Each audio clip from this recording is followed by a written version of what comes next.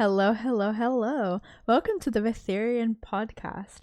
My name is Luna De Laira, and I'm going to be taking you inside my brain in this podcast, which is going to be very fun. Now, I know everyone and their mothers has done a podcast at this point, and I'm not new for this. However, I realized pretty recently that all of the content on Vethirion on the internet is either in short form, like bullet point notes, or it's in short form videos. And what I have to do is either summarize and compress my lore to be able to fit in those short formats, or I have to just completely neglect from talking about specific topics because I cannot physically compress it in the way that I make content. So I figured that the best way for me to structure my stuff and to be able to talk about my lore was to do a podcast where I can just sit here and waffle for no good reason at all. I don't have any script or anything.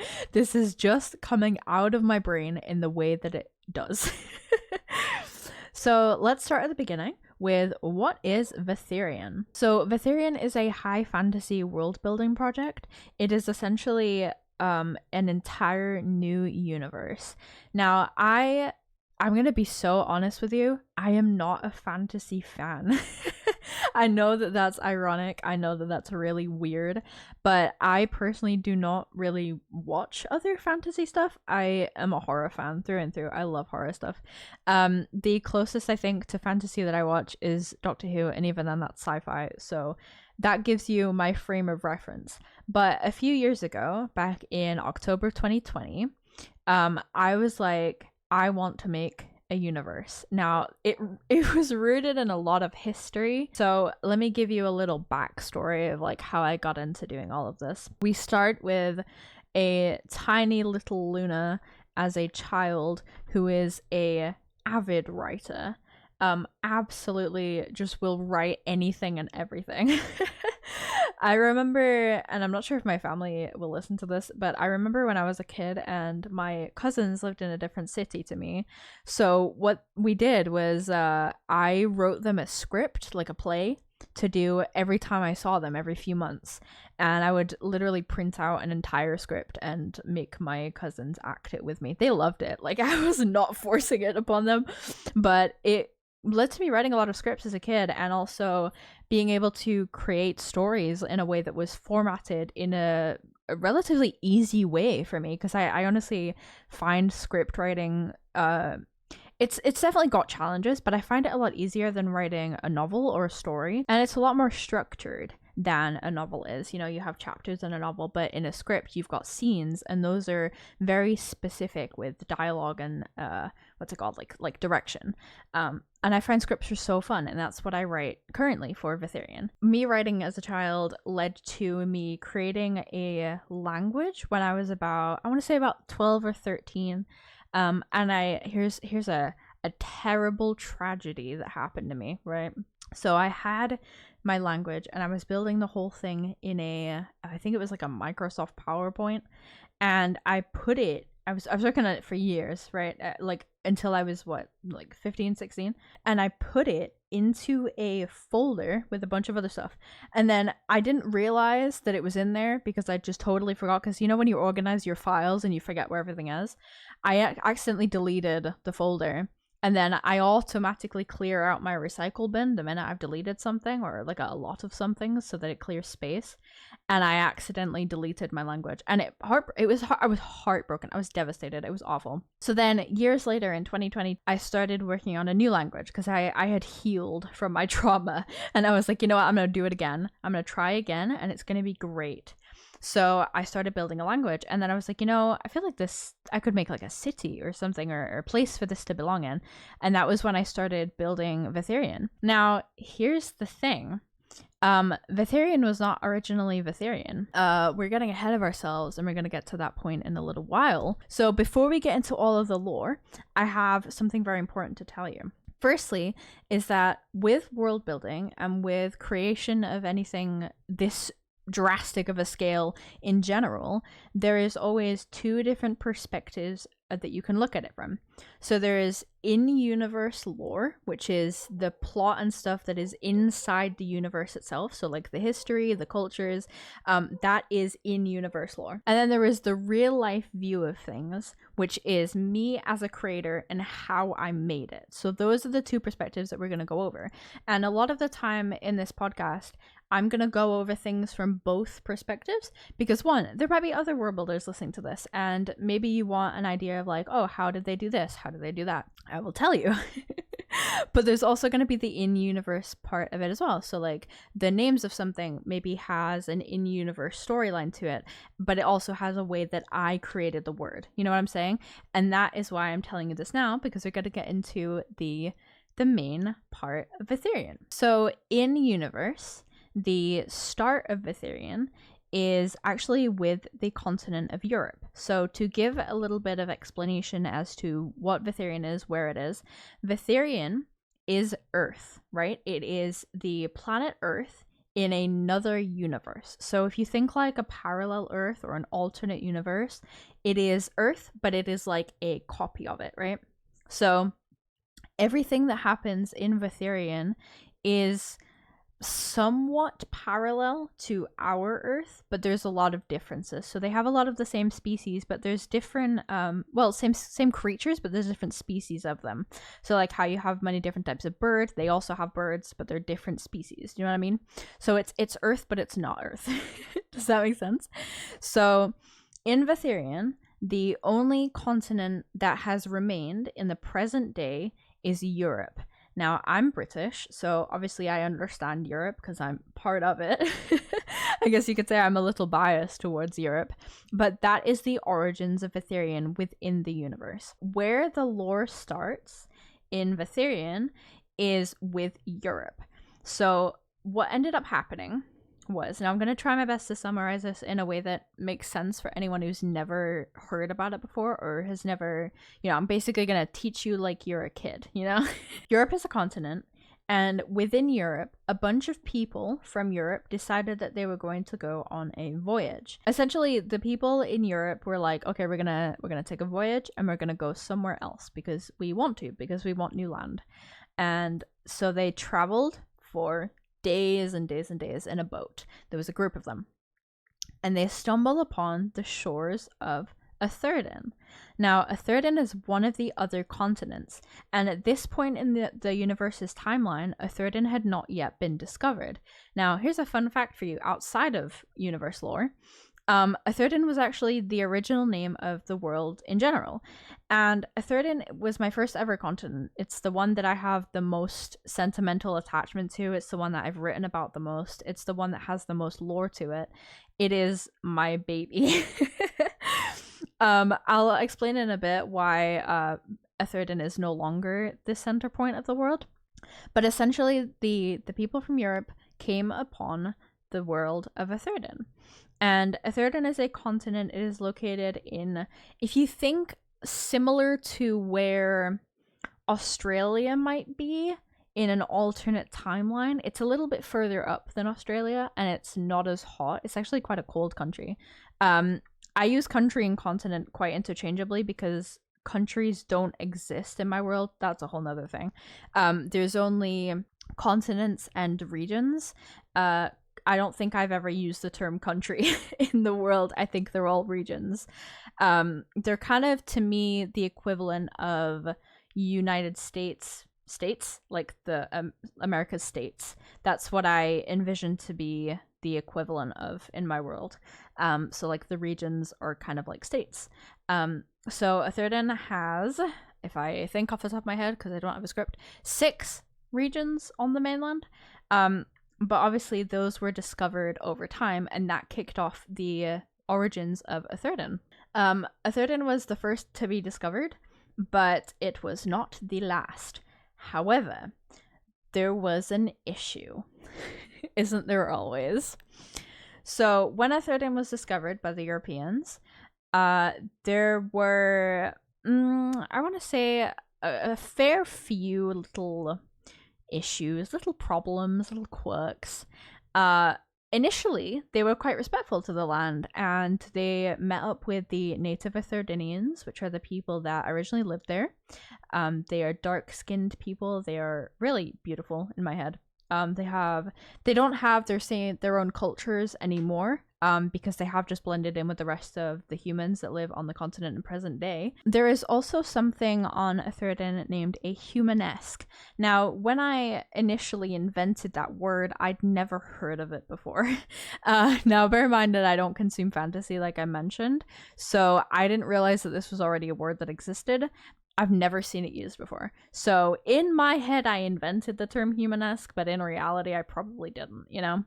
But humanesques in Atheirdin are essentially races of people that are not humans because they have genetic or DNA differences. So like some of them have pink skin, some of them are semi-aquatic, they have completely different cultures to regular humans. They don't really subscribe to a lot of human ideologies.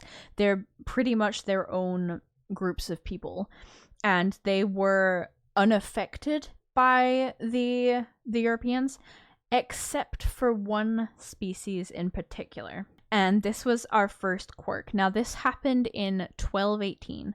So the way that Atheirdin's history is recorded is that anything prior to the year 1000 was not recorded because native Atheirdinians did not record their history.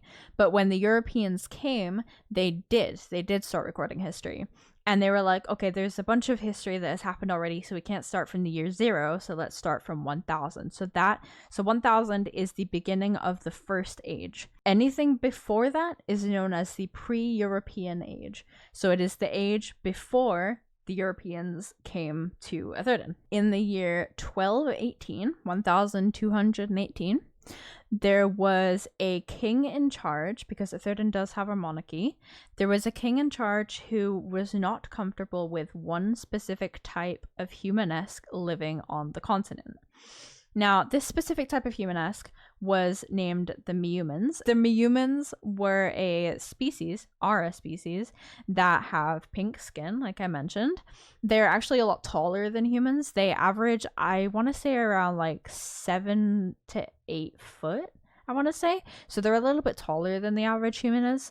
And their culture is heavily centered around war and aggression of some kind. Now, they are not aggressive towards humans, and that is important to mention. The importance of war in the Meumans' culture is specifically for the fact that they see it as a high honor to fight, if that makes sense. Like, it's something that gives them a lot of like powerful feelings, you know what I mean? They are kind of, and I'm gonna make a reference and you're gonna have to deal with it, they are the equivalent of a more docile Sontaran from Doctor Who, which, if you don't know what they are, they're essentially potatoes that are cloned and exist as a battle fleet. So their entire species exists to go to war with other races. Like, that's their whole thing in Doctor Who.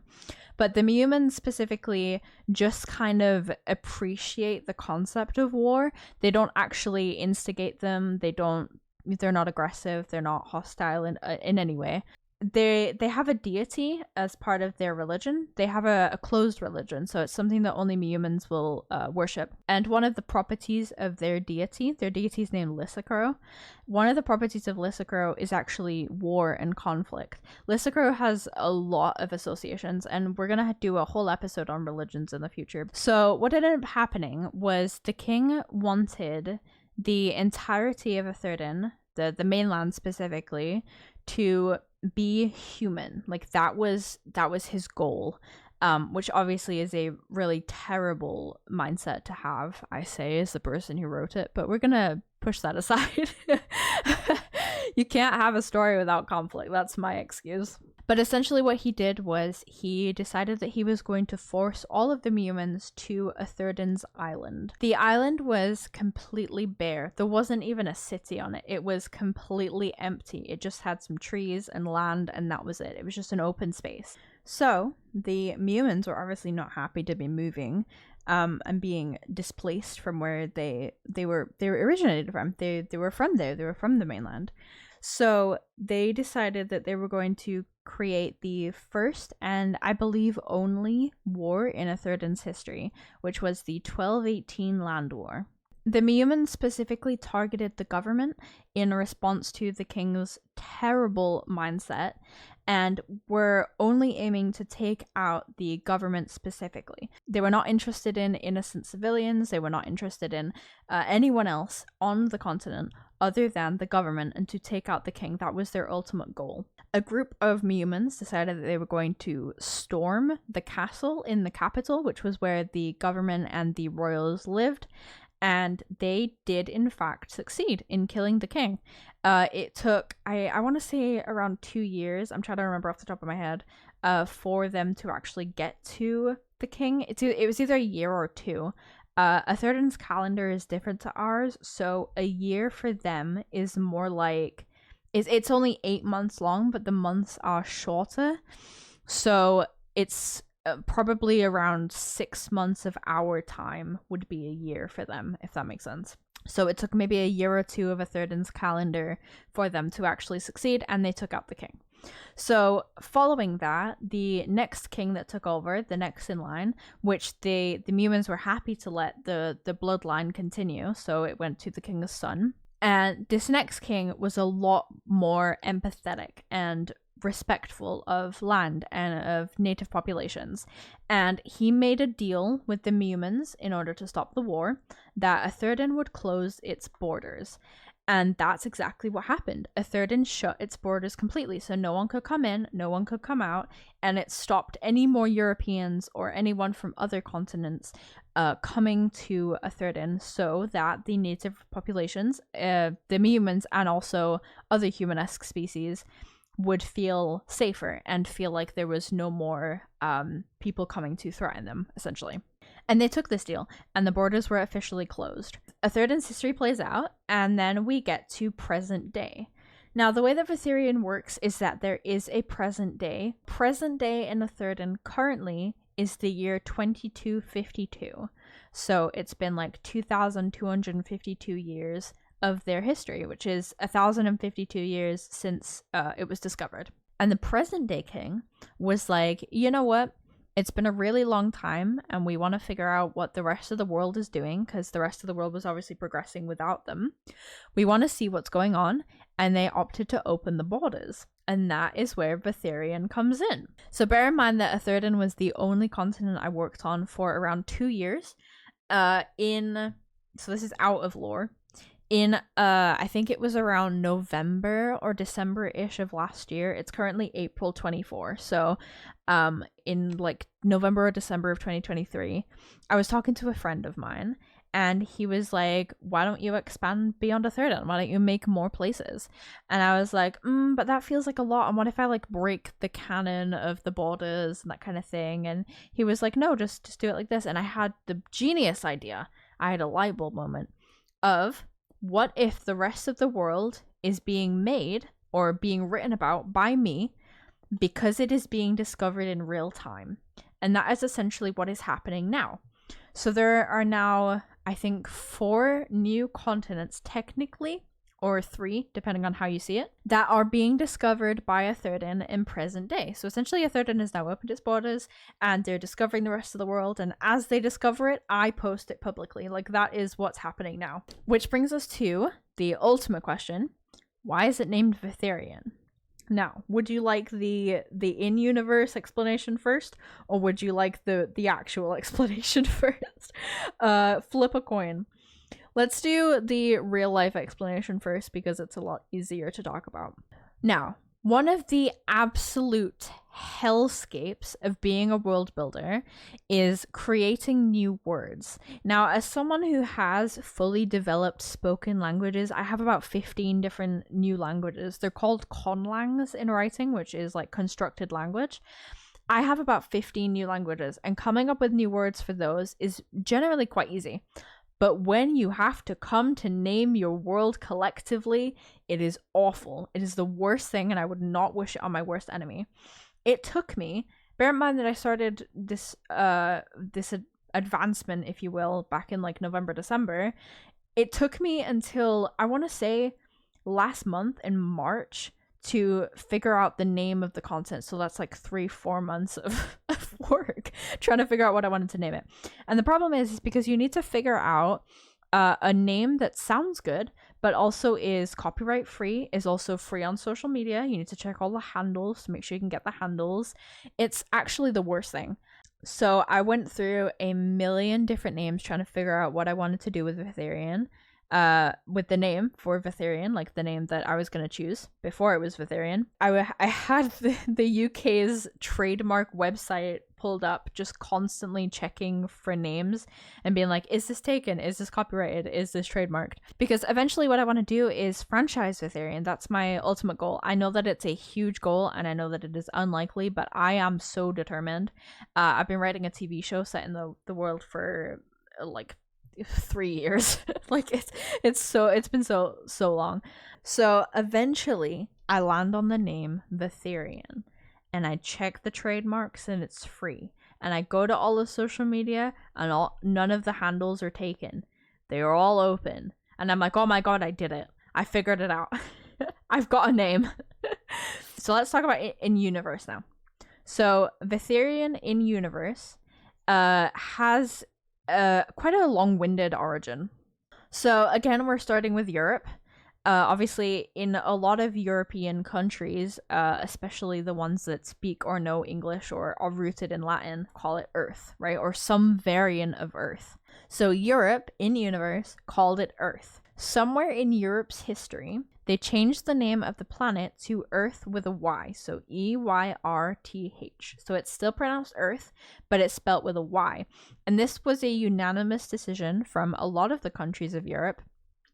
In my universe, they're going to be regions of Europe. They opted to rename it to Earth, so that was the new name of the planet in the solar system. Now, in present day, Europe is actually destroyed. Like, the entire continent is barren, it's dead, it's broken up, it's basically just scraps. It is uninhabited.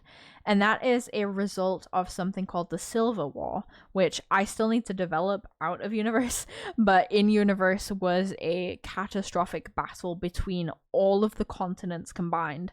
I will not talk too much about that yet because I still need to figure everything out, but the Silver War is the reason why Europe is now destroyed. So Atheirdin is going to discover that Europe is destroyed, and that was one of the first things that they found out when they were opening the borders, which then leads us into the current standing continents. Now there is 2 or 3 depending on how you look at it, which leads to a total of 5 or 4 continents on Vethirion in general. So Vethirion is the planet name, bear in mind. So we're going to go to Alaryel first. Alaryel is another continent on Vethirion. It is entirely made of snow after a historical event named the Freezing, which I still have yet to develop. Bear in mind that all of this is still quite new to me. I can't wait to look back at this podcast in 2 or 3 years time and have all of these things actually figured out properly. So Alaryel is one of the only continents, I think it is the only continent, that does not speak any English at all. So English became the main language of Vethirion as a whole. So most of the continents speak English in some capacity. But Alaryel does not. Alaryel's native language is Alaryel. It is also a Latin alphabet-based language, but they are missing a lot of letters. I think I want to say there's 17 letters in Alaryel. I don't quite remember. But the name for the planet in Alaryel is Vithia, and it is spelled very similarly to Vethirion. The other continent on Vethirion is East Salidan and West Salidan. Now they are sister continents, so if you want to consider them Salidan, which is why I say either 5 or 4, if you want to consider them Salidan, then they're one continent. If you want to consider East and West as different continents, then you can do that too. I see them as both. So if I say Salidan, I'm talking about East Salidan and West Salidan collectively, but usually I will refer to them as East Salidan or West Salidan, depending on which continent specifically I'm talking about. To me, they are like North and South America. So you would say the Americas for both, or North America, South America for the different continents, right? That's kind of how I view it. Now, Salidan does speak English. It is also their primary language, as well as it is for Atheirdin's. But they obviously went to war with Europe. And a lot of the people of Salidan were like, we don't want to have any ties to Europe anymore after it was destroyed. They wanted to completely cut ties with the continent itself and a lot of the things that the continent gave them, basically. And one of the things that they decided to change was the name Earth. So they paired with Alaryel to name it something similar to Vithia, and they went with Vethirion. Vethirion is the English version of Vithia, and it is the collective name for the planet. So when Atheirdin opened their borders, they learnt that Salidan calls it Vethirion, Alaryel calls it Vithia, and they call it Earth. So they were like, all right, we're going to change, and we're going to start calling it Vethirion to match the English-speaking continent that also exists. So they started referring to it as Vethirion. Now, one of the things that is really important is if you think about the fact that I write stories within Atheirdin, there is obviously going to be a big disconnect between the stories that are written when it was called Earth and the stories that were written when it was called Vethirion. Any stories I write from the present tense are obviously going to start referring to it as Vethirion, but if I ever do get to make the show, which I really would like to do, a lot of those stories are going to call it Earth. And I want to make it very clear that if I say Earth and if I say Vethirion, they're talking about the same planet, right? They're just named differently, and they have lore and explanations as to why the name changed in universe. In real life, so the real life reason why it changed was because the world was no longer centered around Atheirdin. Like that is the entire reason. The world collectively used to be called Atheirdin because that was the only continent that I worked on. But I realized once I was expanding and creating new continents, calling the world collectively as Atheirdin no longer made any sense. So I had to change it and I had to give it a name outside of Vethirion so that there was a name for the planet. And naming your project Earth does not give it any kind of differentiality between other projects. So I wanted something that I could copyright, something that was mine, something that I could be like, this is Vethirion and you know exactly what world I'm talking about. If I said, this is Earth, you're going to be like, yeah, it is. Good job. So Vethirion became the name of the universe. It was originally Atheirdin. So to recap, we have the different continents. So we have Atheirdin, Alaryel, Europe, East Salidan, and West Salidan. Those are the continents of Vethirion. Now, I am working on expanded videos for the geography of each of the continents. I wrote the script for the Atheirdin version recently, and it's exceptionally long because there's a lot of areas of interest in Atheirdin. And bear in mind, Atheirdin is my second largest continent. I think the largest is Salidan, East Salidan specifically. And then there is Atheirdin, and then Alaryel is the smallest. Alaryel only has 3 cities. So it's quite small compared to Atheirdin, which has 11 cities, and compared to East Salidan, which has, oh god, too many. I actually have not counted yet, but it is significantly larger. And West Salidan, I have not yet figured out the geography for, so I'm not sure how many there is for that one yet. But considering I'm working on those geography videos, that will give you some insight into the actual geography of the places, and then you'll be able to, match cities when I'm talking about them and that kind of thing. Those will be on YouTube, so subscribe to the YouTube channel. So before the podcast ends for today, this is kind of a short episode, but before we end for today, I wanted to talk about the future of Vethirion and also how you can get involved with it. So currently, the best place to learn about Vethirion is through my Discord server. My Discord server essentially has all of the facts. It has all of the lore that you might need. It has everything in bullet point lists. Like I said earlier, the reason I want to do this is so I can actually talk in depth about my lore in a way that's not bullet pointed, in a way that's not summarized. It's a way for me to actually be able to speak all of my lore out there. But if you don't mind summaries, and if those are the easiest way for you to learn about things, my Discord server is the best way. And then last thing is to talk about what I want to do with it. I briefly mentioned earlier that I'm writing a TV show, but I didn't go too into depth with it. With the show, I have been studying script writing on my own. I actually have no like actual training into script writing or screenwriting or anything like that. I am completely self-taught. I don't think I'm doing too badly though. I actually think that I have learned quite a fair bit. I do understand a lot of the stuff, the abbreviations and the structures, and you know how the industry works, and I think it's such a cool thing to learn about. And if there's ever something in writing that you want to learn but you don't know what to learn about, I'd say learning scripts is really cool. So with the show specifically, what I want to do is I want to make an anthology series.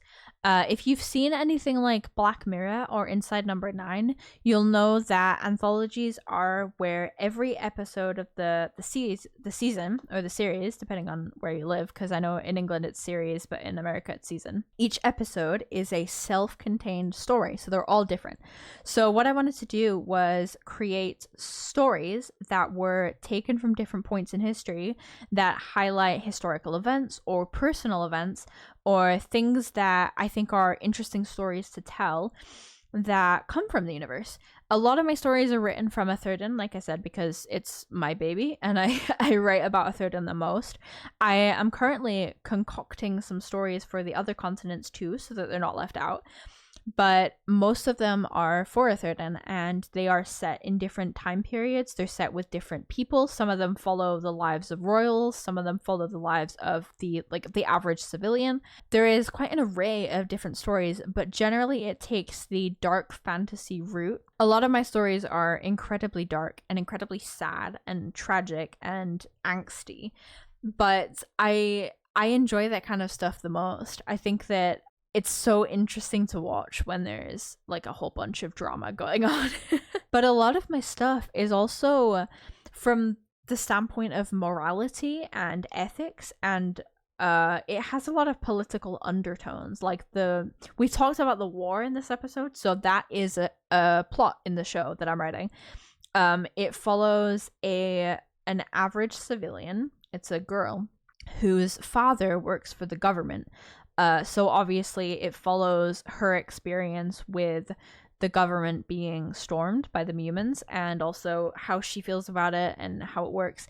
And the general undertone of it is that no one wins in war, even if you're not connected to it. And I think in the world that we live in now, with everything going on, I think that is something that a lot of people need to realize, is that war and aggression, even though it might seem like you're doing it for the right reasons, it can impact a lot more people than you think it does, even if they're seemingly not actually being affected by it, because obviously the mutants did not go after the average civilian. So when this girl is being impacted because her father is actively part of the war, it's affecting her and it's affecting the people around her, and that creates a bigger bubble of people. You know, the more people that are affected, the wider it gets. It's like if you're affecting one person and then that affects their circle, then it affects the other circles. It kind of just expands over time, and everyone is negatively impacted even if they're not a part of it. And I think that is a story that I really wanted to share. Now, I will specify that it does not, and I'm really trying to make sure that this is absolute fact, it does not paint the humans in a bad light. Because the humans are not bad people. They are just reacting according to how they're being treated. So I wrote this story back in 2020, and I think even now it's still important, and I think it's so relevant to what is going on right now.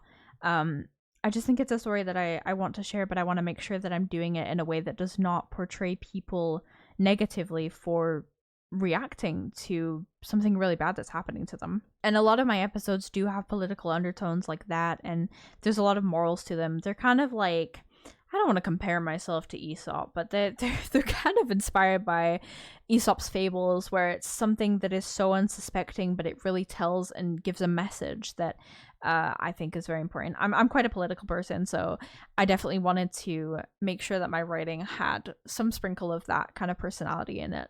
They're not super like in your face. I know some people don't like that kind of thing. They're very much under the surface, and they're very much something that you need to read into. They are generally just enjoyable stories that have a deeper meaning to them, if that makes sense. So a politically undertoned dark fantasy kind of vibe, that is what I want to do with the show. But I also want to expand it out even further. I have ideas for a spin-off series, particularly following some of my religions and that kind of thing, like the origins of gods for my religions. I think would be a really cool spin-off. I also have ideas for things like video games. I actually have a video game drafted down to the names of the achievements and the plot points. It's kind of intricate. I've worked really hard on a lot of stuff, and then stuff like merchandise and things like dictionaries and encyclopedias and language dictionaries, and like just general like merch and things that you can do to immerse yourself in the world and to learn about it. There's so many details in my project that you physically cannot know everything, and I think I am the only one that will ever truly understand the world, and that makes me incredibly sad. Like I would love everyone to be as immersed as I am, but it is physically impossible for that to be the case. I know that franchising it is going to be a really difficult job, but I really want to do it. I really do. I think that it would be really cool. And as someone who doesn't really consume fantasy, I would watch this show so many times that I know the script off by heart, as if I didn't write it. So that is generally what I want to do with Vethirion. Quick little thing about what I'm going to do with this podcast. Generally, I'm just going to sit down, I'm going to talk. Each episode is going to be centered around a specific topic, and then I'm just going to kind of waffle about that and see where it takes me and see what kind of stories I tell you and see what kind of information I drop. But like I said, if you really want to know about the actual like the summaries and stuff, like if you want to be able to read about it, my Discord server is the best place to be. We have a lot of interactive stuff like quizzes and games and puzzles, and generally it's just kind of a fun place to be. So if you want to get in there, here's your chance. That is all for this episode. I hope everything made sense, and if you have any further questions or if you need clarification on anything specific, please do let me know in the comments, and I will absolutely answer all of them to the best of my ability and with the best of my knowledge about what I've talked about here, and making sure that everything is clear and easy to understand. That's it. I hope you have an amazing day, and I will see you in the next episode or in the next video, whichever one comes out first. And thank you so much for listening. Bye bye.